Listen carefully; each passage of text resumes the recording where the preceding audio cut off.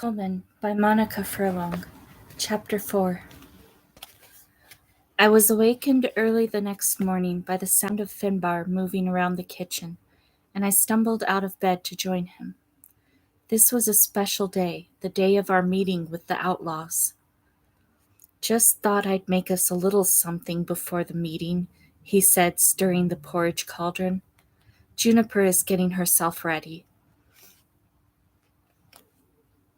I don't think either of us was prepared for Juniper's appearance when she came in. For weeks now, apart from the few shawls and wraps Aunt Bridget had lent her, we had only seen her in the old black dress she had worn at the trial. Now suddenly she was transformed. She wore a tunic in peacock silk, with greeny blue colors that shifted in the light.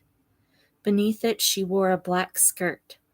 At her waist was an embroidered belt set with jewels of lapis and turquoise that matched the changing colors of the silk.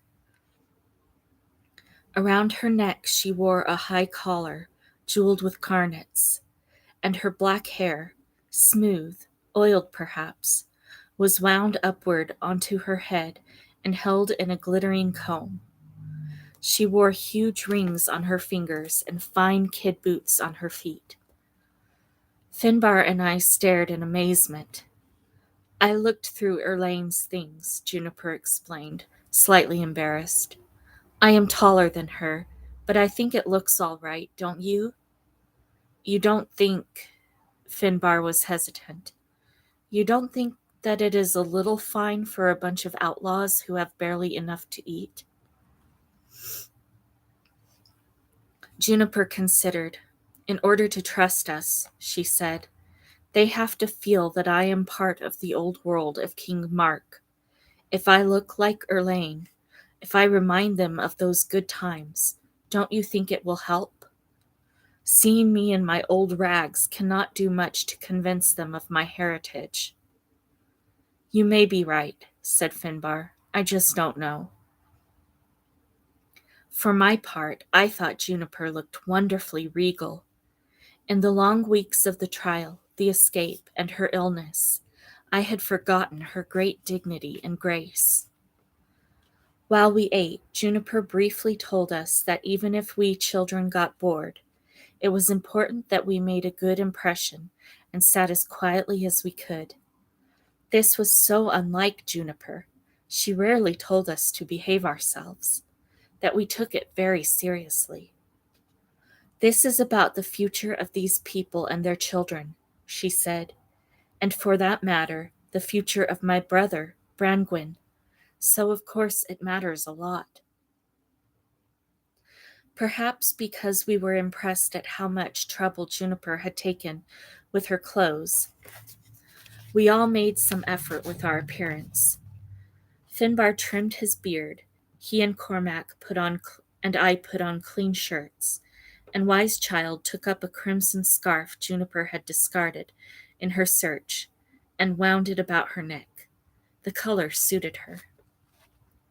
I was curious about how the cave could remain so well hidden from the soldiers, but I soon discovered the answer. To begin with, the 5 of us walked along the cliff top. After about 5 minutes, we came to 3 enormous rocks set at angles to one another. Juniper climbed nimbly up one of these and disappeared into the heart of the rock formation. Less nimbly, we followed her and found ourselves in a grassy space between them all. A much smaller rock was wedged between 2 of the bigger ones. Juniper climbed over this, and the rest of us followed.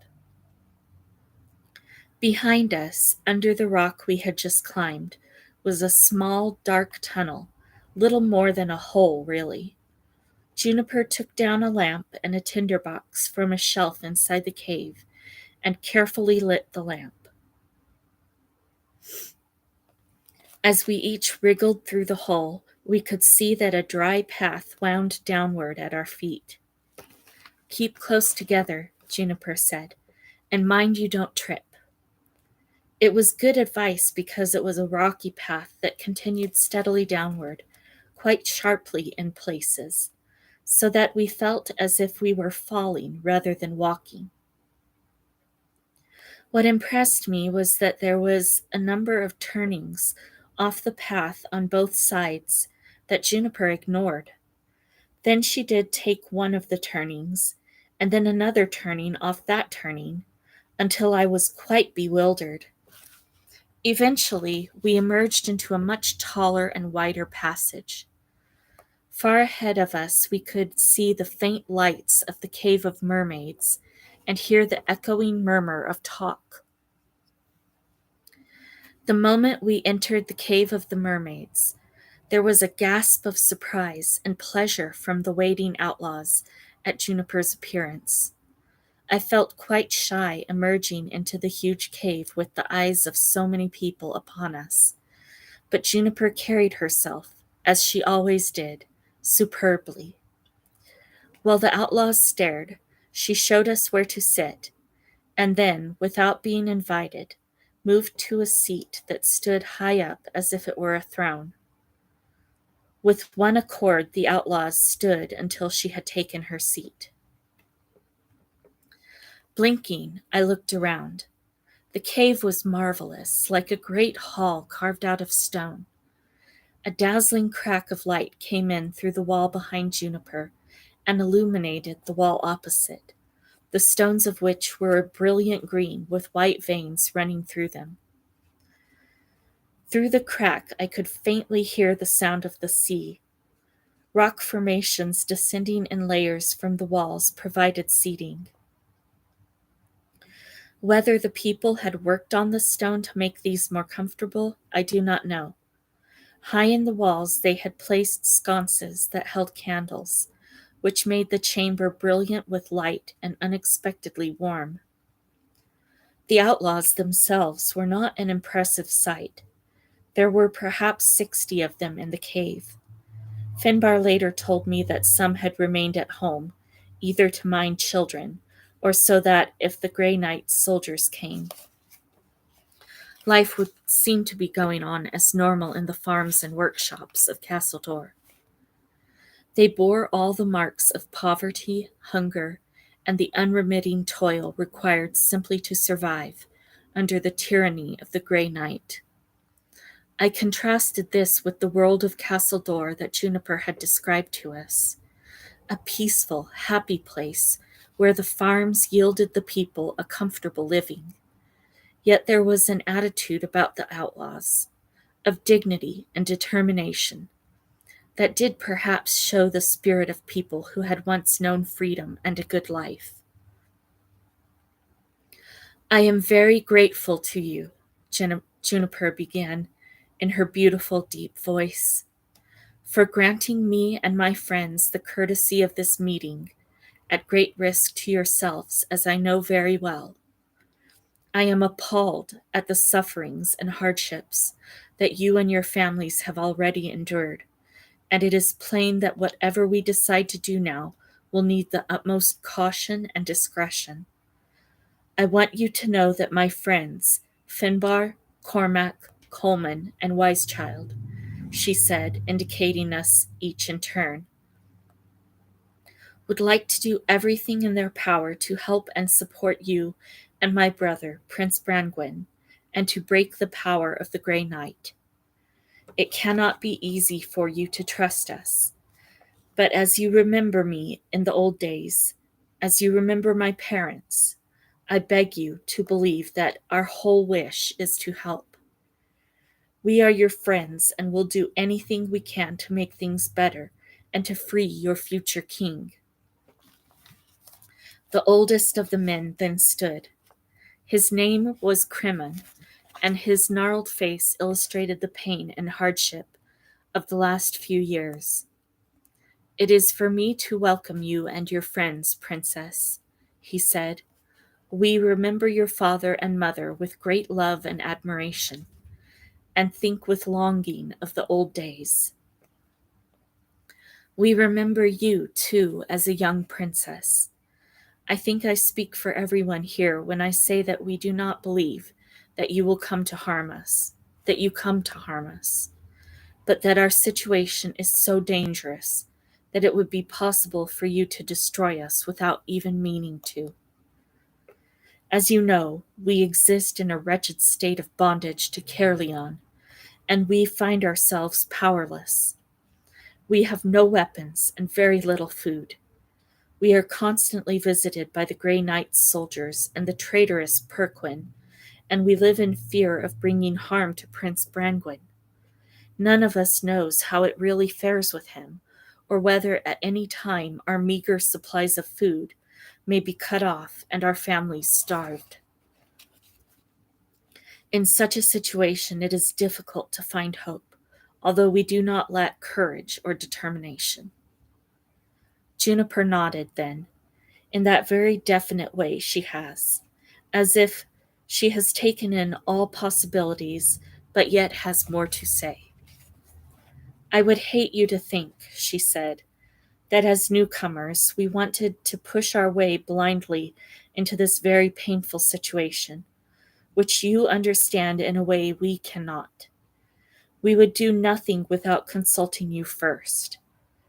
Would you feel it impertinent, however, if, as a newcomer, but also as King Mark's daughter, I made suggestions? Suggestions you could take up or ignore as you wished. Of course, old Crimmon said. We would be glad to listen to anything you have to say. There is the question of arms, she said. You must, of course, have arms to defend yourselves and your families. My companion Finbar has a ship harbored not very far away, although well hidden. It would be possible for him to sail to another country, Ireland perhaps, where they are famous for their swords and armor, and buy enough weapons to arm each of you. He would then sail into your own harbor here one night and distribute them, if we were sure the soldiers were away. As Juniper spoke, I began to notice the outlaws sitting up straighter. No doubt they were listening to the first good news they had had for months. That takes money, old Crimmon said, and we have no money. Leave that to me, said Juniper. I think I can find what is needed. A ripple of anticipation ran around the cave. Here was a more powerful ally than they had dreamed of. I am not, of course, suggesting that you challenge the army of Caerleon in battle, Juniper went on. Only that if conditions were right and necessary, you should be appropriately armed. I believe that other work needs to be done first. For example, it might be possible for one or two of us to infiltrate Caerleon Castle and find out more about our enemies. Not Finbar or myself, I think. Marut would almost certainly recognize us, though it is many years since we last met. But we need to know more about how Prince Brangwyn is kept, whether he is drugged or threatened, whether he dreams of escape.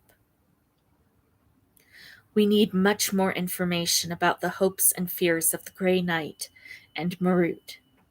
Know your enemy is always a good rule. One of the women spoke. One or two of our people, including some children, have already been taken to the castle, Princess, and forced to work there as chambermaids and kitchen workers. We have always tried to avoid such close contact with the castle.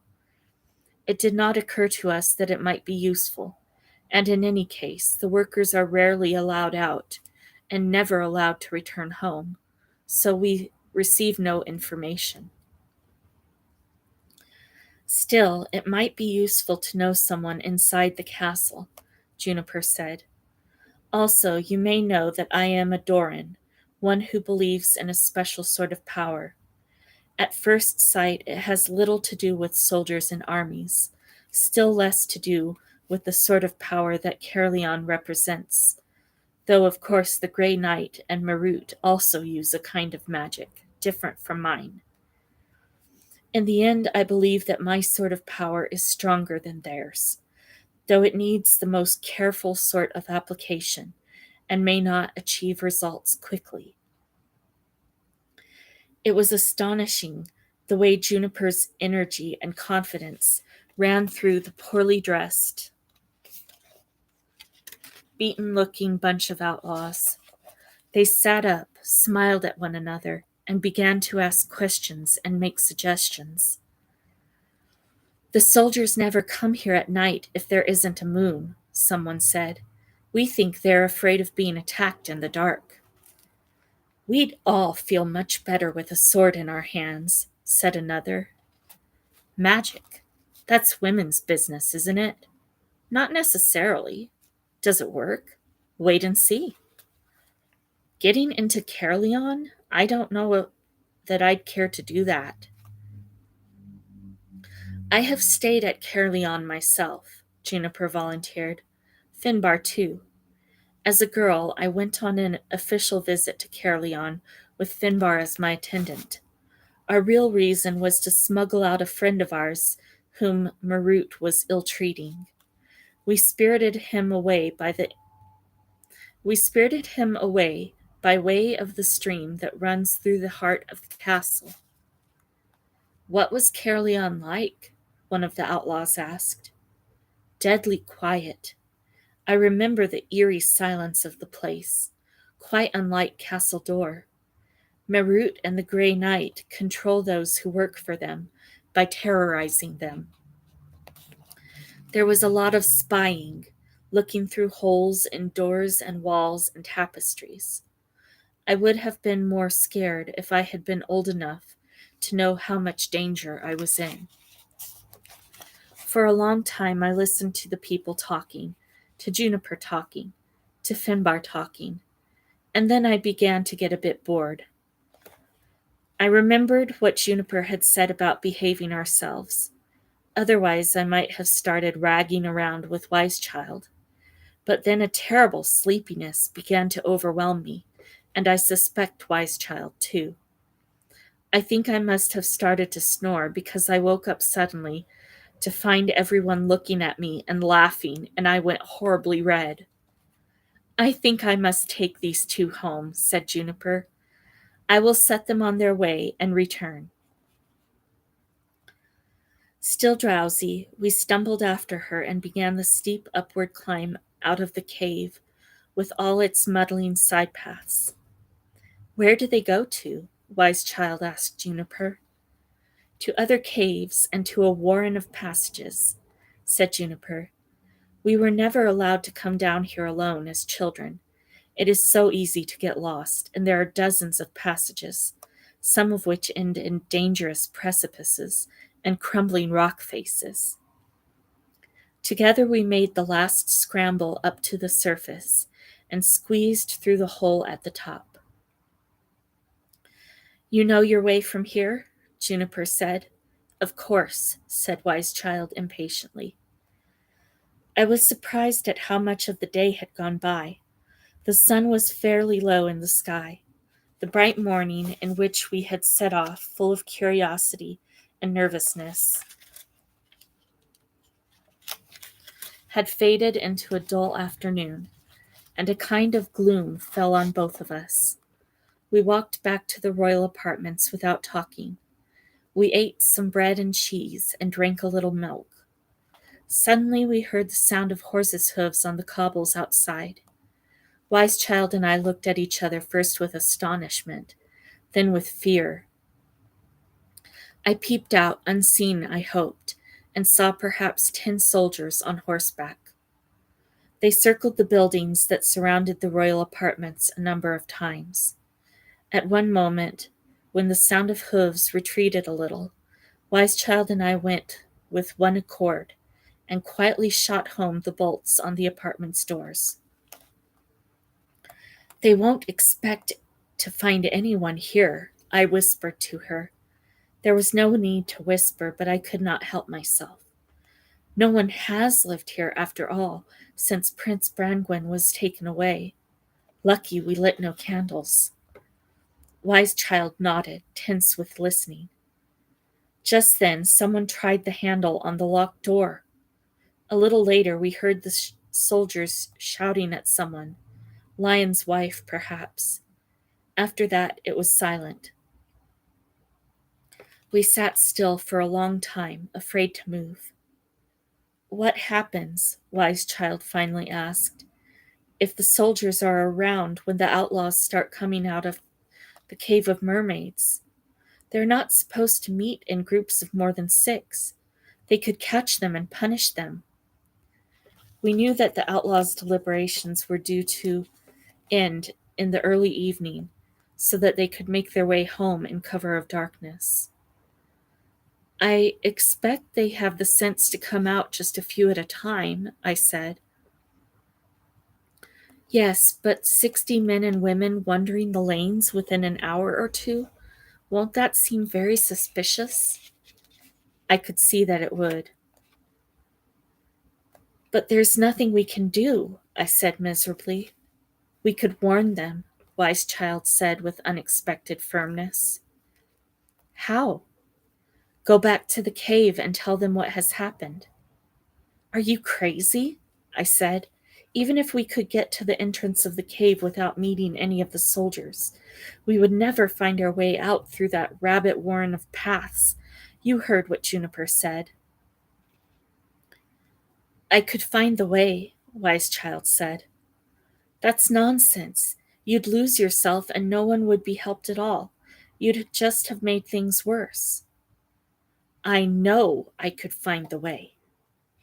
It was true that Wise Child was rather good at finding the way to places, but this seemed to me entirely different. "Impossible," I said. "They must take their chances." Just as if I had not spoken, Wise Child went on. "We could go out by the back entrance here. There's a bit of a garden, then a wood, then you can get up onto the cliff. The top of the cliff is full of rabbit holes. I cannot see soldiers taking horses up there in the dark." "But the path to the cave," I said. "You will never find the path." "Yes, I will," said Wise Child, not, it must be said, stubbornly or wilfully, but as if in total confidence. "Think," I said in agony, "think of the dangers." "I really don't think there will be any dangers once I am away from the soldiers, and with any luck they are elsewhere by now." "You are crazy," I said again, collapsing on a settle in my agitation. "Colman, listen to me. I know that I can do this." She looked me full in the face in a way that reminded me of the old Wise Child, which affected me very much.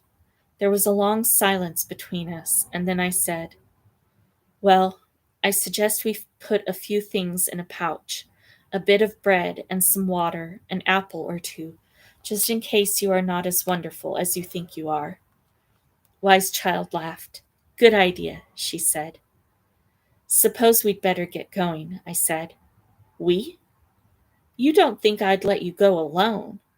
Colman, even though you think I am bound to get you lost?" "Well, you are so silly," I mumbled. "Wait and see how silly I am." Wise Child seemed to have a new energy as she moved about the room getting herself ready to go.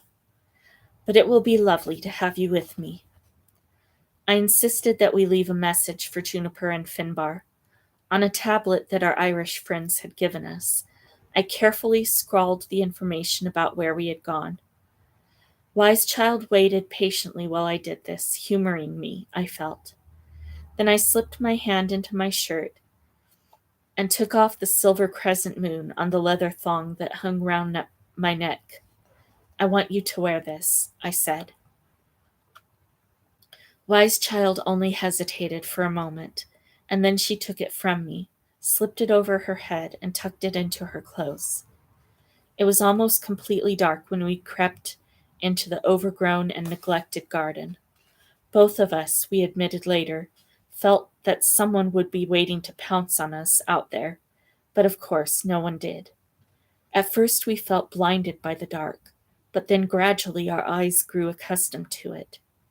We found our way to the path through the woods, our ears all the time finely attuned to the jingle of harness or the sound of hooves, but there was nothing. Soon, after a scramble, We were up on top of the cliff, the sea a vast luminous presence beneath us, the sky in patches of light and darkness, the air wonderfully fresh. I dreaded exchanging this dark, beautiful landscape for the treacherous and deceptive underground paths. Quite quickly, we found the three great rocks that hid the entrance.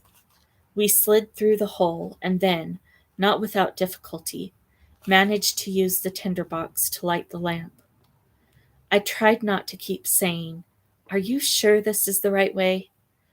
because within a very few moments I realized that I had not the faintest idea which path was the one to take. Wise Child had, of course, taken the lead.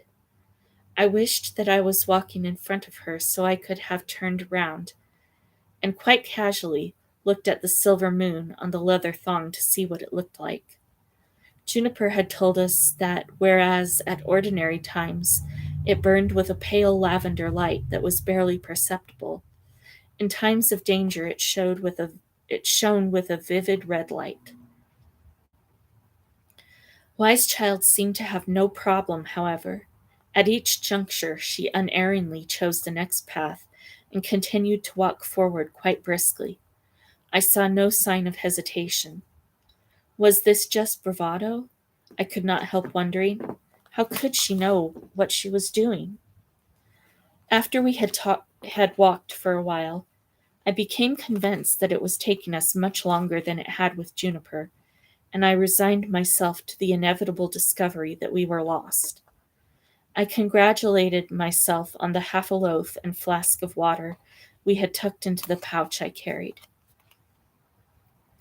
That would keep us going for a bit, and maybe local people who had known these caves all their lives would eventually discover the two of us, still alive, I hoped. I continued to revolve these gloomy thoughts while I marched loyally behind Wise Child until, surely my ears deceived me, it seemed to me that I heard voices in the distance. The passage widened and grew taller. We circled some rocks, and then, all of a sudden, there we were in the cave of the mermaids. I have never forgotten the sight of all those people gazing at us in astonishment, as if we had come out of the ground itself. "Wise Child," said Juniper, her eyes fixed in surprise upon her pupil's face. "I am sorry to interrupt you all," Wise Child said in a loud, confident voice that carried to every corner of the cave. "But we thought we should inform you that the soldiers have arrived at Castle Door. They did not see us because we were hiding in the royal apartments, but they galloped around and tried the door. We do not know where they are now. We thought that you should know this because if you all left the cave together, they might be suspicious." There was a silence after this speech, and then old Kremen said, "You are brave, clever children, both to think of the risk we might be running and also to make your way down here to find us. Thanks to you, we shall leave the cave in very small numbers. Some of us will now need to stay here all night. I cannot tell you how grateful we are for your concern on our behalf." "Wise Child," said Juniper, "how did you find your way here?" "I remembered it," said Wise Child, without sounding as if she were boasting. "I just knew where to go." Juniper said nothing more, but I had a feeling the subject was not exhausted between them. The meeting at once began to break up. A small group of the outlaws prepared to leave by another entrance to the cave, in the opposite direction from Castledore. Juniper, Wise Child, myself, and Lion set off back the way we had come. Finbar and Cormac decided to stay behind to talk some more about the question of arms. This time Juniper led us, silently. At the entrance to the cave, we made our way along the cliff top, the way we had come. As we turned into the garden of the royal apartments, I suddenly thought I could hear on the wind, far away up on the hill, the jingle of bits and the sound of hooves. "We will not light any candles tonight," said Juniper, who had not commented on this noise. "We will talk for a little and then go to bed." Not unnaturally, she seemed tired from her long day. Wise Child, on the other hand, walked with the confident swing of the hips that I remembered from of old. It had always meant that she was in a happy mood. After we had sat down in the royal apartments, Juniper said, "That was an extraordinary feat, Wise Child. In my childhood, we said that it took a child of Castledor a whole year to learn the path to the cave, and some took longer than that." "How long did you take?" Wise Child asked curiously. "Less than a year, but more than 7 months, so you can understand my surprise." I could feel Wise Child struggling with thoughts and words. "I don't know that I can explain it to you," she finally said. "When you led us down into the cave that first time, it was as if I could see a map of the whole cave in my mind, and on that map I marked the path that we had taken. I did not even think about it very much.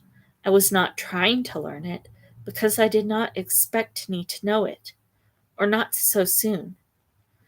Then when Colman and I heard the soldiers and I saw the danger the outlaws were in, it seemed perfectly obvious what I must do.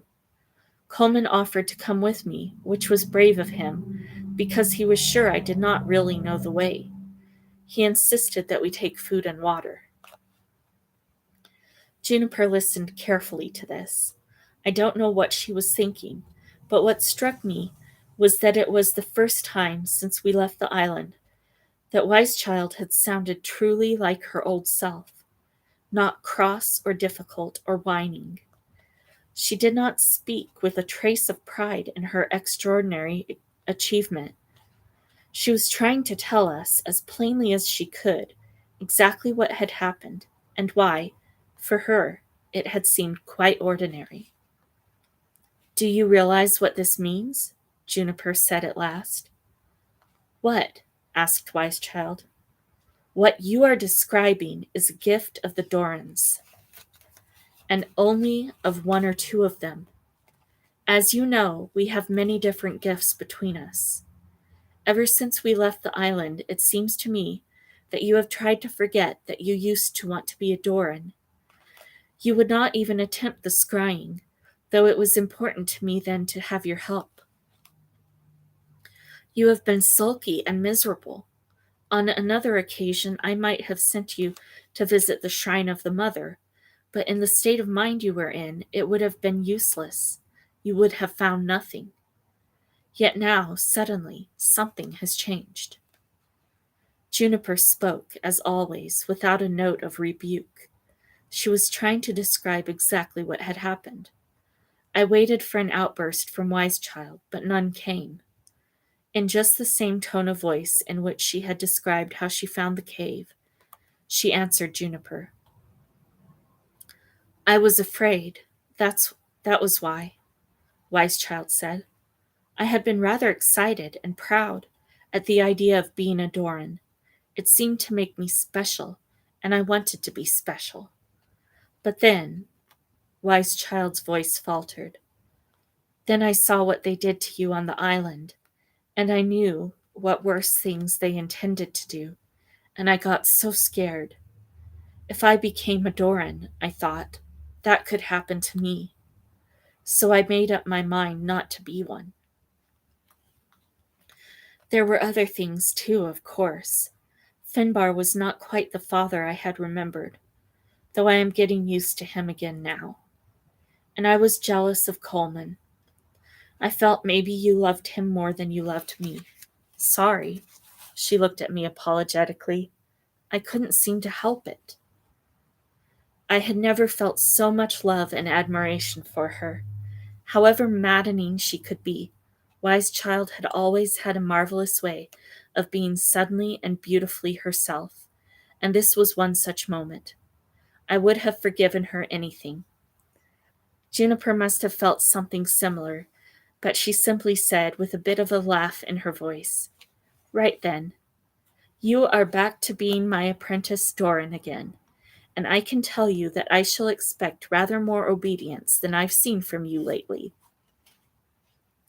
In order to show that this was, and wasn't, a joke, Juniper held out her arms to Wise Child, and Wise Child warmly hugged her in return.